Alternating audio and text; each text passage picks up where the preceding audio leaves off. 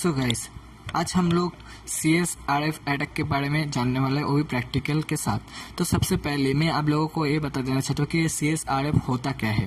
देखो गाइस, हो सकता है कि ये जो वीडियो है ये बहुत लंबा होने वाला है, तकरीबन 15 मिनट के लिए, ठीक है।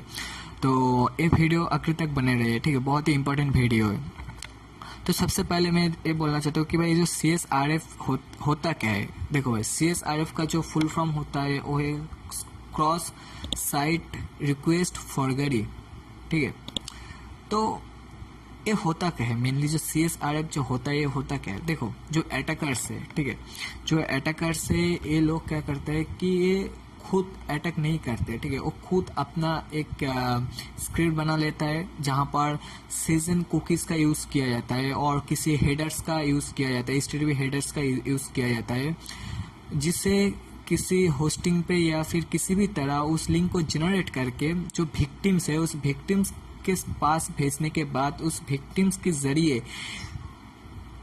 क्लिक करने के बाद वो उस वेबसाइट का एक्सेस ले पाता है, ठीक है। और कह सकते हो उस वेबसाइट का जो कुकीज़ और जो विक्टिम्स का जितना भी क्रेडेंशियल डिटेल्स ये सब वगैरह है वो चुरा सकता है, ठीक है। तो आप लोगों के सामने ये तो साफ हो गया कि जो अटैकर्स है ये खुद अटैक नहीं करते, ठीक है। एक क्या करता है कि ये विक्टिम्स को टारगेट करते हैं, विक्टिम्स का पीसी को टारगेट करता है और विक्टिम्स के जरिए क्लिक करवाता है और ये अपना खुद का वर्क करवाता है, ठीक है। तो चलिए, जो CSRF होता है क्रॉस साइट रिक्वेस्ट फॉरगेरी, ये जो अटैकर होता है वो किसको टारगेट करते हैं। सबसे पहले देखो ब्रो, वो सबसे पहले वेबसाइट का जो सोर्स है और उसका जो सीजन कुकीज है उसको टारगेट करते हैं, ठीक है। वो सबसे पहले देखते हैं कि इसका जो सीजन कुकीज कैसे जनरेट होता है या फिर इसका सीजन कुकीज या फिर इसका जो कुकीज वगैरह कैसे सेव होता है। जैसे आप लोगों को शायद पता होगा कि भाई ये कुकीज क्या होता है। कुकीज अगर आप किसी ब्राउज़र पे सर्च कर रहे होते हैं या फिर किसी ब्राउज़र पे अगर लॉगिन साइन अप करवाते हैं कि तो वहाँ पर एक कुकीज़ होता है जहाँ आपको परमिशन मिलता है कि आप 2 दिन के लिए, 3 दिन के लिए, 1 वीक के लिए आप अगर इस वेबसाइट को दोबारा विजिट करते हैं तो ऑटोमेटिकली लॉगिन आ जाएगा या फिर ऑटोमेटिकली आपका जो पैनल है, एक्सेस पैनल है, वो आपको मिल जाने वाला है, ठीक है। हो सकते हैं वेबसाइट का आप एडमिन हो या फिर वर्डप्रेस का एडमिन हो सकते हैं या फिर आप किसी वेबसाइट का जो लॉगिन फॉर्म है या फिर साइन अप फॉर्म है या फिर किसी बैंक का अकाउंट है ऑनलाइन ट्रांजैक्शन के लिए हो सकते हो आप यूजर्स हो, ठीक है। तो आपको क्या करना होगा, वहाँ पर लॉगिन करना होगा। लॉगिन करने के बाद जो कुकीज़ वगैरह होता है उसे क्या करता है कि वो जो कुकीज़ होता है वो आपके ब्राउज़र में सेव रहता है, ठीक है, मतलब आपके पीसी में सेव रहता है। और जो अटैकर्स होता है, ठीक है, ये अटैकर्स क्या करता है कि वो जो वेबसाइट, मान के चलिए किसी बैंकिंग वेबसाइट को अटैकर ने टारगेट किया है, ठीक है, तो उसे मानना है कि यहाँ पर CSRF वगैरह उसे मिला है। तो उसने क्या किया कि वहाँ पर उसने खुद एक स्क्रिप्ट क्रिएट किया HTML पे या फिर कुछ भी PHP में, HTML में कुछ भी क्रिएट लिंक खुद का एक स्क्रिप्ट क्रिएट किया। जो स्क्रिप्ट क्रिएट करने के बाद, लिंक जनरेट करने के बाद आपके पास भेजता है, ठीक है, विक्टिम्स के पास, ठीक है। तो विक्टिम जब क्लिक करने वाला है तो क्या होगा, क्योंकि विक्टिम के पास तो सीजन कुकीज है, सीजन कुकीज है, इसलिए तो उसके पास तो एक्सेस तो आसानी से मिल जाएगा ना उस वेबसाइट का। लेकिन जो हैकर्स है, अटैकर्स है, उसका जो पीसी और उसका जो ब्राउजर है उसके पास तो नहीं है उस वेबसाइट का जो लॉगिन कुकीज और सीजन कुकीज है वहाँ पर तो जो अटैकर्स है उसके पीसी में तो नहीं है। जो सीजन कुकीज है वो विक्टिम्स के पीसी में है, विक्टिम्स का जो ब्राउजर है उसके ब्राउजर पे है। तो अटैकर क्या करते हैं कि वहाँ पर खुद का विक्टिम्स का जो कुकीज़ है, जो टोकन या फिर HTTP हेडर्स है जहाँ पर लिंक जनरेट होता है, तो वहाँ पर अपना खुद का नाम या फिर बैंकिंग डिटेल्स या फिर खुद का मैलिशियस कोड डाल देता है। जब वो विक्टिम के पास भेजता है, वो विक्टिम अगर क्लिक करता है या फिर ओपन करता है तो विक्टिम्स रीडायरेक्ट होकर कहाँ जाता है, जो वेबसाइट का जो सीजन या फिर कुकीज उसके ब्राउज़र में स्टोर रहता है वहाँ पर रीडायरेक्ट हो जाता है और विक्टिम्स को लगता है कि भाई हाँ मेरा तो काम हो गया, मैं तो यहाँ पर लॉगिन कर पाया, ऐसा मिल जाता है। तो चलिए मैं प्रैक्टिकल एक डायग्राम के जरिए समझा देता हूँ ताकि आप लोगों को और भी आसान हो जाए इसे समझने में। देखो ब्रो, ये जो अटैकर्स है, ठीक है, मान के चलिए अटैकर्स है ये, तो क्या किया, वेबसाइट का जो विजिटर्स है उसको टारगेट करता है पहले, ठीक है। उससे टारगेट करने से पहले वेबसाइट का जो कुकीज और सीजन कुकीज है, उस सीजन कुकीज को टारगेट करता है कि ये जो सीजन कुकीज है या फिर जो हेडर्स है कैसे क्रिएट होता है या फिर कैसे ओरिजिनेट होता है। उसे लेकर एक क्या करता है कि एक खुद अपना एक स्क्रिप्ट क्रिएट करता है, ठीक है, HTML का स्क्रिप्ट क्रिएट करता है। उस स्क्रिप्ट को वो एक लिंक के जरिए वो क्या करता है कि उस जो विक्टिम्स है, आई मीन विक्टिम्स मतलब आप कह सकते हो जो वेबसाइट का जो यूजर्स है, ठीक है, जो जिनके पास वो वेबसाइट का पासवर्ड, ईमेल ये सब वगैरह है खुद का, और उसके अकाउंट पे मान के चलिए ये कोई बैंक वेबसाइट है और इसके पास लॉगिन करने के बाद से खुद का आई मीन इस विक्टिम्स का और इस यूजर्स का एक्सेस है इस वेबसाइट में, और इस अकाउंट पे आई मीन इसके अकाउंट पे $100 या फिर $200 से, ठीक है। तो एक क्या करता है कि ये जो लिंक जनरेट करके विक्टिम के पास भेजता है, और विक्टिम के पास अगर मान के चलिए जो विक्टिम्स है वो विक्टिम्स वेबसाइट में क्या किया, वेबसाइट में जाकर एडमिन पैनल में जाकर वो रिक्वेस्ट किया कि मुझे $100 इस अकाउंट पे इस नाम से भेजना है सपोज, ठीक है। तो क्या होगा, ये जो अटैकर से क्या किया, वहाँ पर जो अकाउंट नेम है वो एक हेडर के रूप में जाता है, आई मीन रिक्वेस्ट होता है HTTP में, ठीक है। कहाँ जाता है कि वेबसाइट में, ठीक है। वेबसाइट में जाने के वक्त, ठीक है, वहाँ पर क्या होता है, वहाँ पर जो अकाउंट डिटेल्स में क्या होने वाला है, ये जो विक्टिम्स है या फिर जो यूजर्स है इसका नाम होने वाला है, और जहाँ पर फंड ट्रांसफर होने वाला है, ठीक है, मान के चलिए इस अकाउंट पे ऐसे $100 जाने वाला है, तो वहाँ पर जो अकाउंट नंबर है इसका अकाउंट नंबर होने वाला है, ठीक है। जब जाकर इस वेबसाइट में रिक्वेस्ट करेगा तब वो क्या करने वाला है कि वेबसाइट उसको रिस्पॉन्स देगा कि हाँ भाई तेरा ट्रांसफर हो गया है, ठीक है, इस अकाउंट पे ऐसा हो गया। तो हैकर ने क्या करता है कि ये तो लिंक जनरेट या फिर वो खुद का जो स्क्रिप्ट रेडी किया, उस स्क्रिप्ट ने वो अपना खुद का आई मीन वो अपना खुद का ईमेल बैंक अकाउंट का नंबर दे दिया, और जो अमाउंट है वो अमाउंट भी फिक्स कर दिया, ठीक है। फिक्स करने के बाद वो क्या किया कि ये जो विक्टिम्स है विक्टिम के पास भेज दिया, ठीक है। अच्छी तरह से समझाओ भाई, वो अपना खुद का स्क्रिप्ट रेडी करके विक्टिम के पास भेज दिया है, ठीक है। और ये खुद नहीं कर रहा है, ठीक है, क्योंकि इसके पास तो जो सीजन कुकीज है आई मीन वेबसाइट का जो एक्सेस है इसके पास नहीं है, वेबसाइट का जो सीजन कुकीज या फिर जो कुकीज वगैरह है इसके पास नहीं है, इसके ब्राउजर के आई मीन इसके ब्राउजर पे नहीं है। वो जो कुकीज वगैरह है, लीगलिटी जो कुकीज होता है वो किसके पास है, वेबसाइट का विजिटर्स आई मीन इस वेबसाइट का जो क्लाइंट है उसके पास है, ठीक है।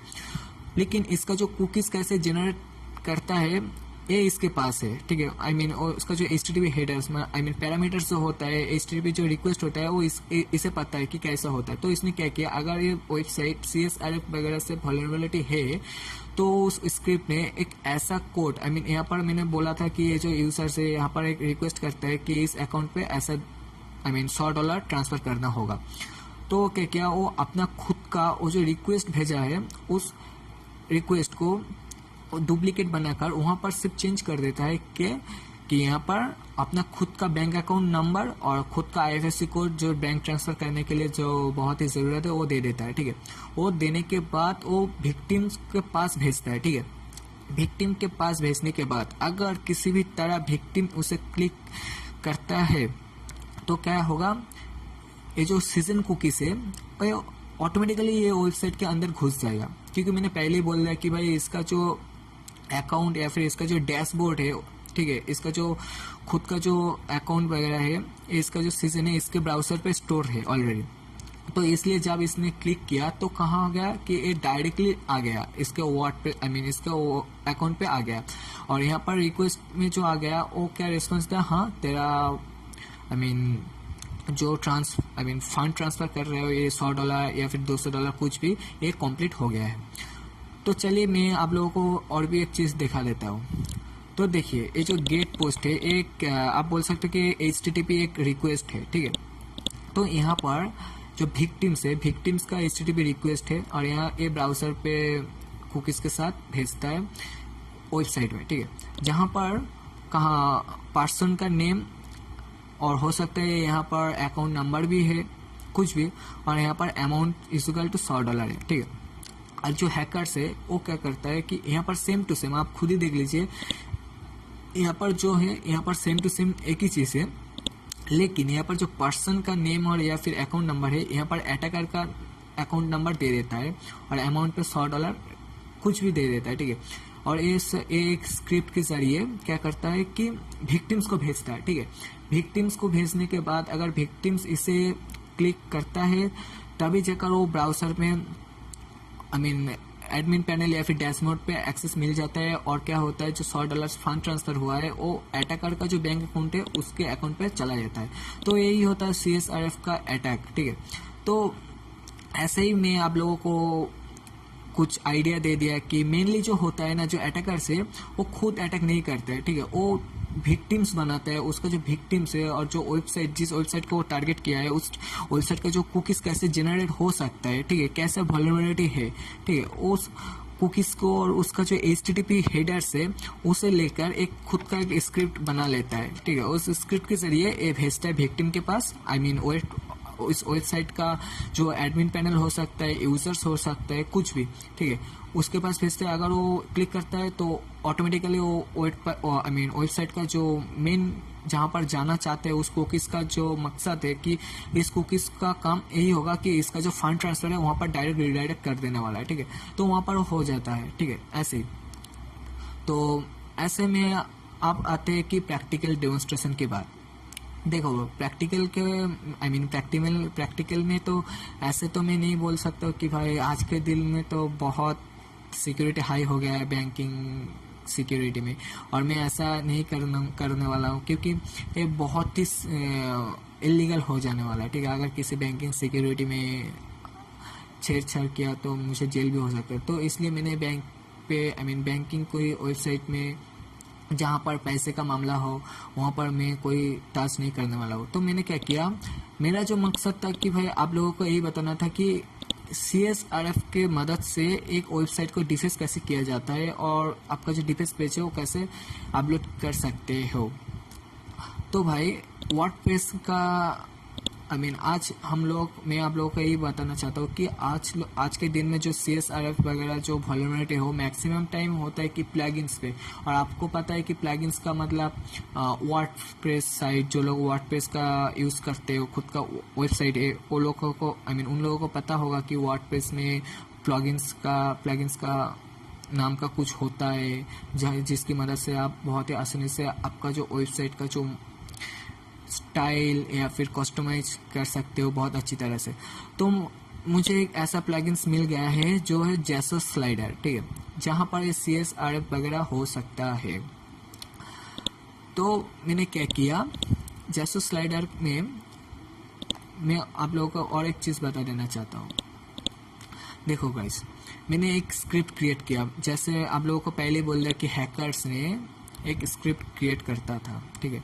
तो मैंने एक स्क्रिप्ट क्रिएट कर दिया है और क्या करता है कि वो जो विक्टिम्स है या फिर जो वर्डप्रेस का जो एडमिन पैनल है उसके पीसी में उसका जो यूजर्स है और जो एडमिन है उसका कुकीज में या फिर जो उसका कुकीज कैसे जनरेट होता है या फिर HTTP हेडर कैसे जनरेट होता है। तो देखो ध्यान से देखो गाइस, मैं फिर भी बोल रहा हूँ,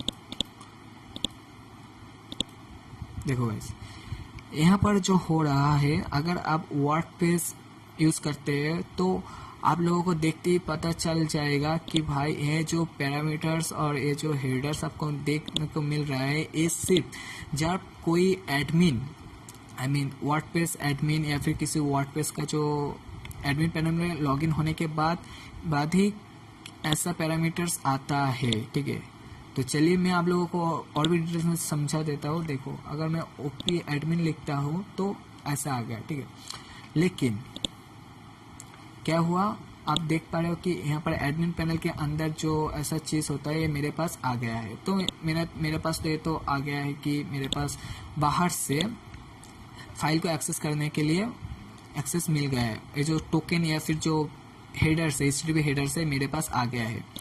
तो मेनली कहाँ पर होता है, ये जो वर्डप्रेस का ये जो इसका जो एडमिन्स है, सॉरी एक मिनट, इसका जो एडमिन्स है, इस वेबसाइट का जो एडमिन्स है इसके पास ये URL होने वाला है और इसका ब्राउजर पे ये शो करने वाला है। मेरे पास तो इसका ये चीज़ तो नहीं है। तो मैंने क्या किया, इसका जो टोकन था, इसका जो HTTP हेडर्स था, इसे मैंने उठा लिया, ठीक है, किसी भी तरह ले लिया है। लेने के बाद क्या किया कि यहाँ पर मैंने एक HTML फाइल में मैंने इस लिंक को कॉपी करके यहाँ पर डाल दिया, क्या कि पोस्ट मेथड पे डाल दिया है, ठीक है। तो यहाँ पर क्या करने वाला है कि देखो गाइस, ध्यान से देखो, ये रहा मेरा HTML फाइल, ठीक है। HTML फाइल होने के बाद यहाँ पर देखो CSRF। तो जो अटैकर्स होता है वो क्या करता है कि ये जो HTML या फिर कोई स्क्रिप्ट वगैरह लिखने के बाद वो क्या करने वाला है, ये जो विक्टिम्स है, ठीक है, विक्टिम्स है उसे दे देता है। अगर वो विक्टिम्स उसे क्लिक करता है तो डायरेक्ट रीडायरेक्ट हो जाता है उसका जो मान के चलिए कि ये जो लिंक मैंने दिया है, ठीक है, ये जो मेन लिंक मैंने दिया है यहाँ इस लिंक पे डायरेक्ट रीडायरेक्ट हो जाने वाला है, ठीक है। तो जैसे आप देख पा रहे हो कि यहाँ पर देखो रीडायरेक्ट ऑलरेडी हो चुका है, लेकिन मेरे पास तो मैं ऐसे तो अपलोड नहीं कर सकता हूँ ना, तो मुझे पोस्ट मेथड पे अपलोड करना होगा। तो इसलिए मैंने क्या किया कि पोस्ट मेथड पे आप खुद ही देख लीजिए। मैंने इस वीडियो के बाद में मैं इस स्क्रिप्ट को और जो ट्यूटोरियल है मैं आप लोगों को दे दूंगा ताकि कोई दिक्कत ना हो जाए। तो ये क्या हो गया कि मैंने दे दिया ये चीज़ पैरामीटर से, या फिर बोल सकते कि HTTP हेडर्स मैंने ऐड कर दिया। तो आप देख लीजिए, ध्यान से देखिए इस वीडियो को। यहाँ पर एक सिंपल सा एक HTML का फॉर्म है, जहाँ पर ब्राउज करने के बाद यहाँ पर जो कैसे अपलोड कर दीजिए इंडी HTML, जैसे मैंने अपलोड कर दिया। चलो फिर से मैं HTML को अपलोड करता हूँ। देखो यहाँ पर जब मैंने सबमिट बटन को क्लिक करता हूँ तो क्या हुआ, डायरेक्ट रीडायरेक्ट होकर कहाँ गया, इस लिंक पे गया है, इस लिंक पे गया है, ठीक है। तो चलिए देखते हैं अपलोड होता है कि नहीं होता है। चलो देखते हैं। देखो जैसे मैंने बोला कि ये जो अपलोड हुआ है वो कहाँ पर अपलोड हुआ है। देखो इसे कॉपी कीजिए, लिंक इन न्यू टैब पे जाइए। जाने के बाद क्या करने वाला है, मेरा जो HTML का फाइल है indy.html, ओके।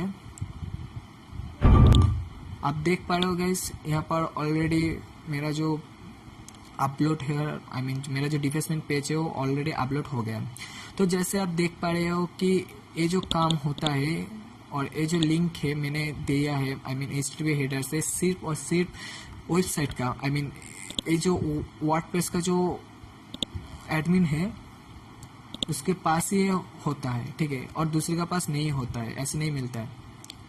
तो ये जैसे स्लाइडर अभी भी वल्नरेबिलिटी है CSRF से, तो इसलिए मैंने क्या किया, यहाँ पर जो कोड है, यहाँ पर जो एडमिन का जो सीजन कुकीज का जो हेडर्स होता है HTTP हेडर्स, उसको मैंने ले लिया किसी भी तरह। वो लेने के बाद मैंने एक स्क्रिप्ट क्रिएट किया HTML फॉर्मेट पे। तो मैंने क्या किया, उस HTML फॉर्मेट को क्रिएट करने के बाद मैंने ऐसे ही अपलोड कर दिया है, ठीक है, ऐसे होने के जाने के बाद ऐसे अपलोड कर दिया है। तो आप देख पा रहे हो गाइस, यहाँ पर ऑलरेडी आ गया है। तो देखो गाइस, मैं और एक चीज़ बता देता हूँ। देखो जैसे स्लाइडर जैसे अपलोडर, ठीक है, आ गया। देखो वेब कंटेंट पे कुछ भी नहीं है, ठीक है। तो आपको इतने तक तो समझ में आ गया होगा कि CSRF वगैरह होता क्या है और इसका अटैक कैसे किया जाता है, ठीक है। और आज के दिन में बहुत बड़ा बड़ा वेबसाइट में CSRF वगैरह वल्नरेबिलिटी आज के दिन में सब मिट चुका है, ठीक है। हो सकता है 200 में, हज़ारों में 1-2 साइट में मिल जा सकता है, लेकिन भाई छोटा मोटा वर्डप्रेस वेबसाइट में, जुमला वेबसाइट में आपको CSRF वगैरह मिल सकता है। आप प्लीज़ इस ट्यूटोरियल को देखते रहिए और जितना रिसर्च करोगे भाई उतना जान पाओगे। तो चलिए आज का वीडियो यही तक ही होता है और थैंक यू फॉर वॉचिंग।